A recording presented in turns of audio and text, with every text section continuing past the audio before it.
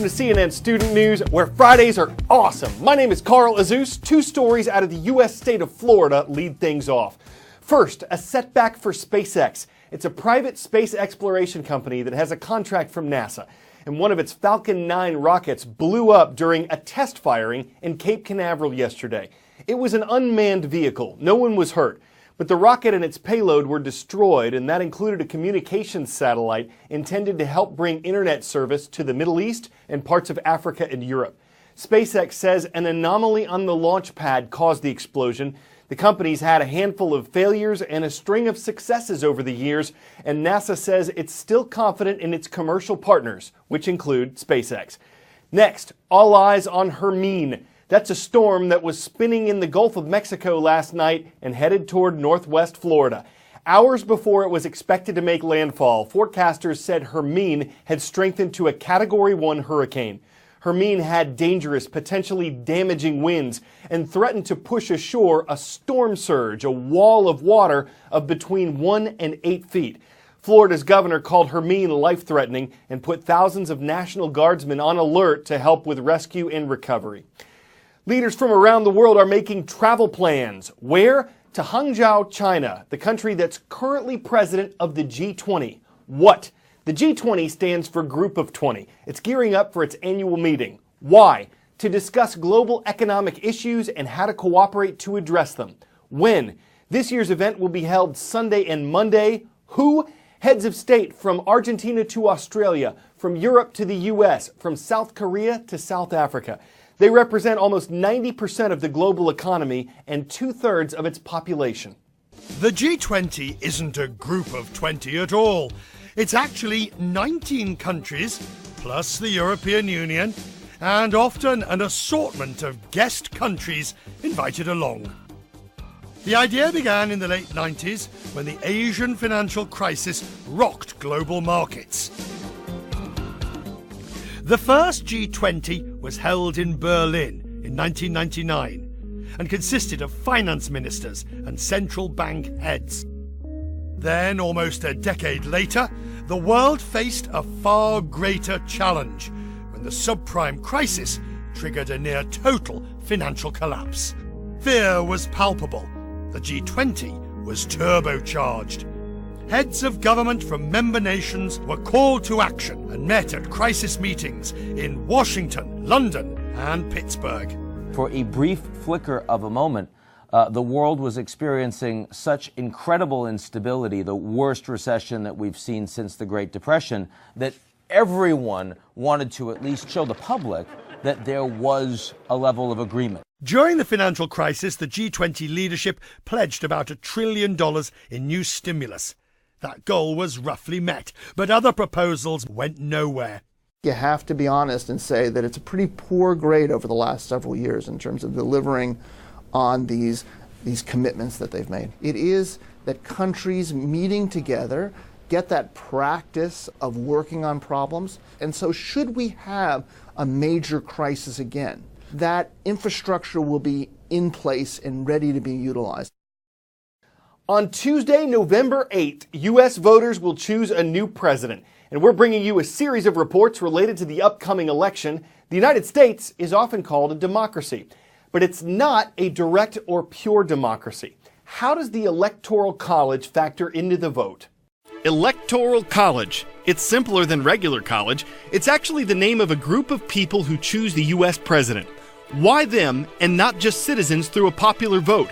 Well, some of the founding fathers weren't completely comfortable with a direct election by the people. They wanted to buffer or limit that. They didn't think the average American was really in tune with politics. Electors, on the other hand, are all over them. I need your vote. Here's how the system works. Each state gets a certain number of electoral votes. The more people who live in a state, the more electoral votes it gets. Take California, most populous state in the nation, 55 electoral votes. South Dakota, 3.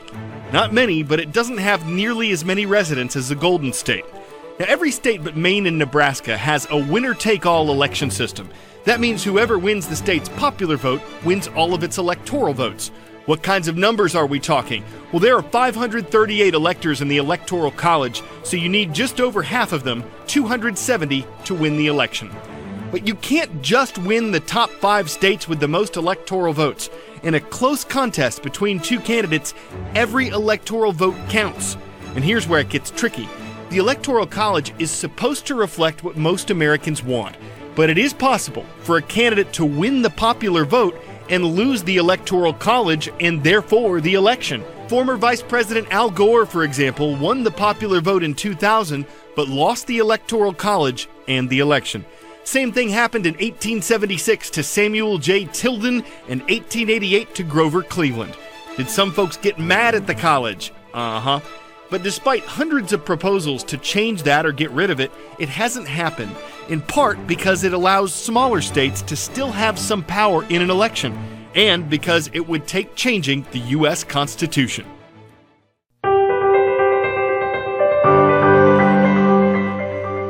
Georgie Smith was a designer and chef in California. She noticed that some people who'd grown past the age of the foster care system didn't really have somewhere to live that gave them a sense of home. So she started a nonprofit called A Sense of Home, and her foster youth staff has made comfortable living spaces for 100 others who couldn't stay in foster care. When I aged out of the system, I slept in a park. I lived in 4 placements. You don't really feel like stable inside. This is for the living room. Okay, let's stage it over here, guys, so you can move it into position. Los Angeles County has the largest foster youth population in the country. At 18 to 21, they're out on their own. My goal growing up was, I'm gonna get my siblings. All of us have been removed from our parents. We're super broke. They're out there fending for themselves with no support, no community, no nothing. We should put the bed here. Okay. I understood that it was a very broken system and I was moved to do something. We've got the 2 orange chairs that could go potentially here. We give them the foundation from which they can thrive.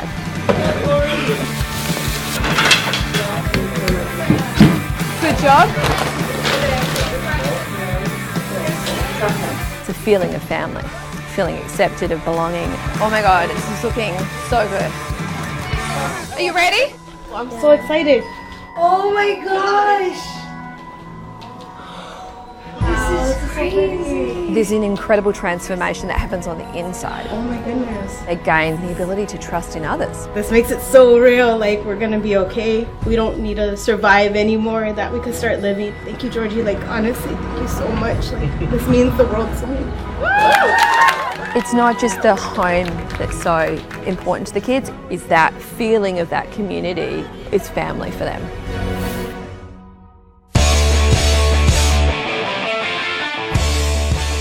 In the state of Oregon, every intersection's a legal crosswalk, even if it's not marked that way. So to help get drivers' attention, this is like Take Your Bigfoot to School Day. You would own show and tell. The giant hairy crossing guard's part of a Department of Transportation program. He's working to ensure people drive safely and get across the street safely once they get over the shock. Bet he drives a monster truck. And he definitely gets the message across, teaching kids and drivers to look both ways before putting one big foot in front of the other. How does he know when it's time to cross? He just checks his Sasquatch. And check him on, I know it's time to go. We will be off Monday for the Labor Day holiday, so enjoy the 3-day weekend, and please come back Tuesday for CNN Student News.